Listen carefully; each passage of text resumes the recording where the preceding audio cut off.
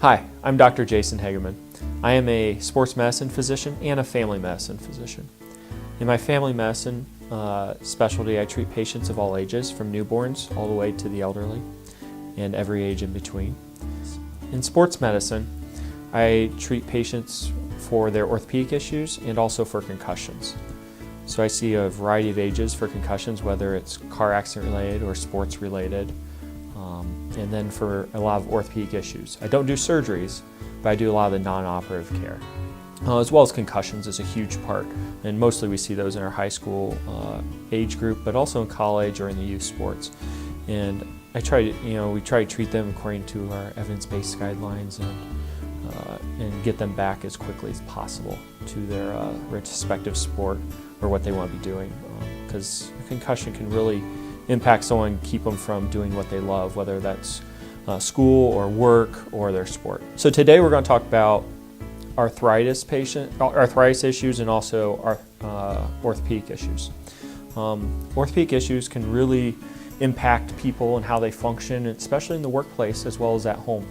And in that age group, we see a lot of tendinitis issues so this is an overuse. It can be both inflammatory, but also kind of a degeneration of the tendon that occurs. And you can get tendinitis, whether it's in the knee, the ankle, elbow, or shoulder. It really depends on what that person's doing and the tendinitis.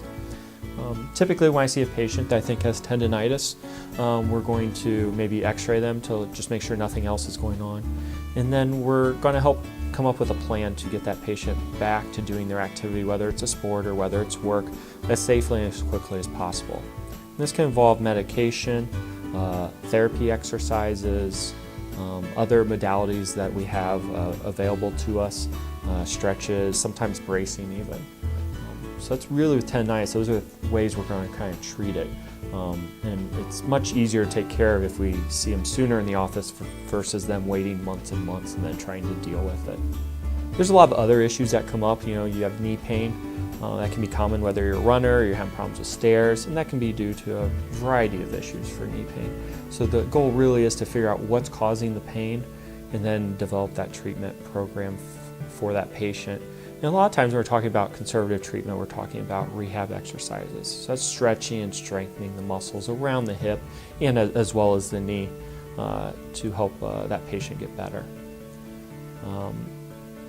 Arthritis patients, you can get arthritis of a lot of joints. Most commonly we see it of the knee, so that tends to be a diagnosis that's fairly common. Again, we talk about strengthening that knee. Sometimes we'll use medications, and ultimately also we'll use injections, and injections is something I do. We'll use some steroid medication typically to help to inject the joint to kind of like act as to really localize the amount of medication to that joint to improve pain and the patient's function. Another common problem that I see in my office is patients that have low back pain. And you can have low back pain for a lot of reasons. The majority of the time, it's good that the back pain is going to go away after about 4 or 6 weeks if you've injured it and you're treating it appropriately. But sometimes it doesn't, or it really limits someone to the point where they can't do their job or can't really do much around the house. When that's the case, it's really important to come see me, especially if they're having weakness in a leg or if they're having bowel and bladder problems. That's really something that we want to see immediately for so we can get them the appropriate treatment. But outside of those things, we may get some x-rays initially, and then it's about managing the patient's pain and trying to get them to move more normally. Usually they're having some problems with moving in terms of their range of motion of their trunk. So we want to get them moving more. I also want to start working on some of the strengthening exercises for the back muscles to help strengthen them up so that this doesn't happen again. And we'll use medication as well to sometimes help that patient. But the goal is really to get their pain all the way better and get that patient back to doing what they want to do without needing to take a lot or really any Tylenol, Motrin, ibuprofen type products. Another injury that I'll see is ankle sprains. This can happen very easily as you're walking down the stairs or you slip on ice and your ankle just kind of rotates usually inward. Patients may be limping around or can't even put weight on their ankle. So an x-ray is really helpful to make sure that we haven't broke anything. And then we're going to work on using a brace, or sometimes we have to put people on crutches or use a walking boot to get them better and to let the body help heal itself. And then we'll really focus on helping prevent the next episode so the patient doesn't have another ankle sprain. Since they are common, they tend to recur. When we talk about a lot of injuries, we talk about treating them afterwards, but we really want to focus, or we try to focus on preventing them. If we can prevent injury, that's much more helpful. And the ways we prevent injuries is there's a lot of different ways depending on what we're doing.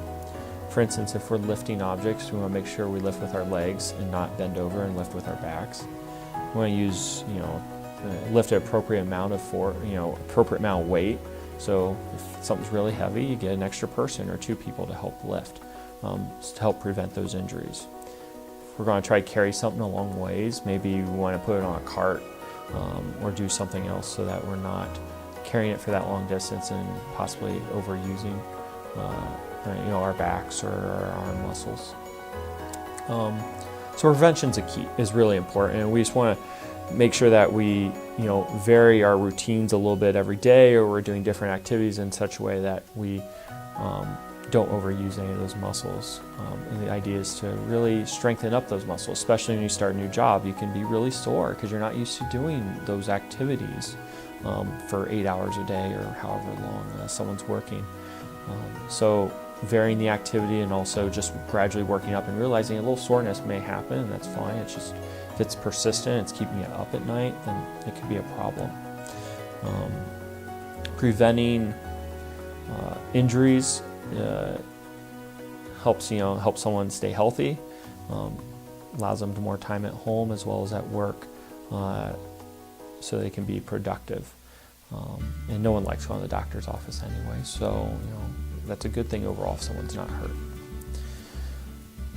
So after an injury happens, it doesn't matter really a whole lot what injury. A lot of times we recommend R.I.C.E, which is an acronym, stands for rest, ice, compression, and elevation.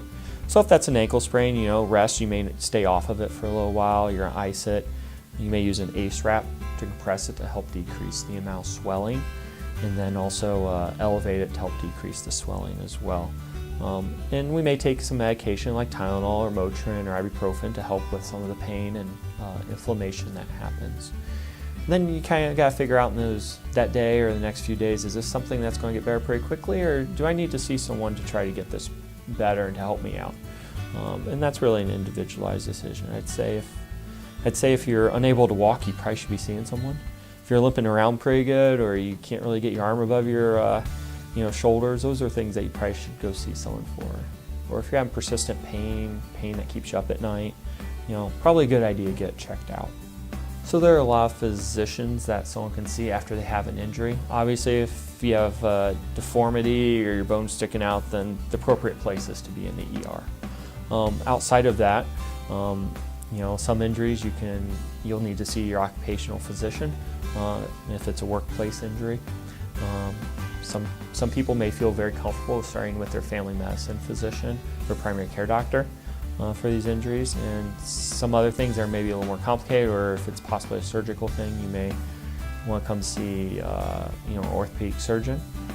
A lot of times, most orthopedic injuries don't end up needing surgery, so it's quite fine to start with a primary care provider or a sports medicine physician like myself, who does primary care sports medicine, because we can treat people without needing surgery, and if they do need surgery, we'll let them know and get them to the right specialist.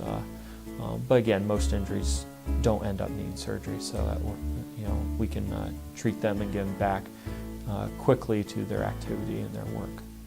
Going back to work after an injury is important because you don't want to jump in all at once. You may actually do some half days or vary your work routine for a few days or even a couple weeks to allow your body to adapt to working again and get stronger, or that injured joint, whether it's a shoulder, knee, or whatever.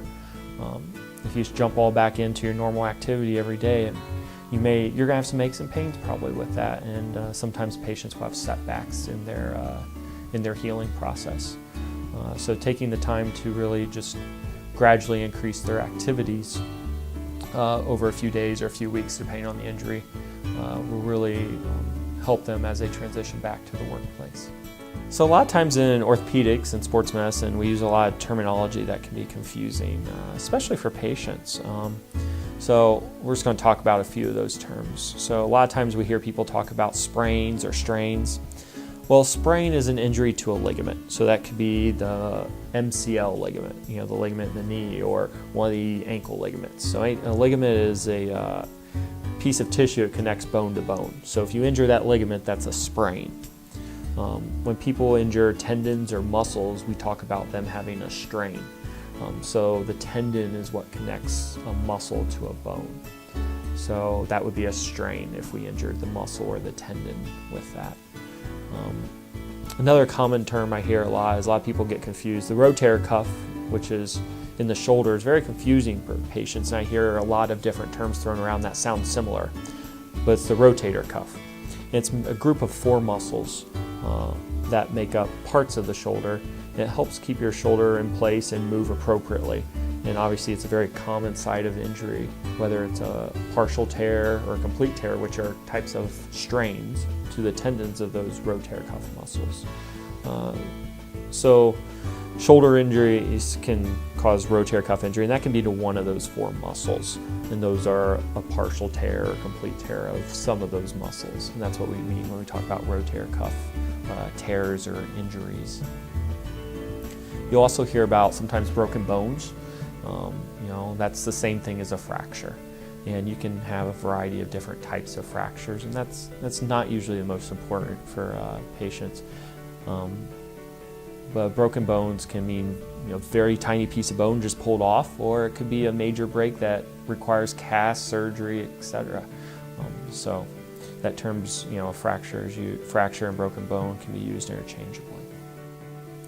So when as an employer, when you're having, when you're seeing things in your employees, and you want the best for them, you want to help them out. The time to kind of maybe nudge them a little bit that maybe they should get something checked out is, when obviously you can tell that it's bothering them. If they're grimacing on their face when they do their work, that's not a good thing. That means they're having pain. But also if it's starting to impact their work, they can't do their work as fast or as efficiently as possible, or more importantly, when it's jeopardizing themselves or someone else's safety in that team, then that's a really important issue, because you really don't want someone's injury or pain to be the reason someone else got hurt or that person hurt themselves worse. So when that's happening, it's really important to really let that employee, to support that employee and make sure that employee seeks out the care they need so that they can get better, because it's going to be good for everyone overall. Some workers do the same job every day, and they may work on a factory line or they're typing all day, whatever it is. Those repetitive motions lend themselves to overuse issues, tendinitis issues. So it's really important during the course of the day to try to take a break, or as well as to stretch. And that break could be, you're done with your job a few seconds early for that block of time, and you go ahead and just take 10-15 seconds and stretch whatever area is bothering you, whether it's a wrist or elbow or whatever. When they're on the breaks, taking the time to do some stretching can be helpful to help decrease their risk for getting a tendinitis or an overuse injury. And also we see some places that actually will rotate jobs either during the course of the day or over every week or every few days, so that the same person's not doing the same job every day for year after year after year, which can help decrease injuries as well.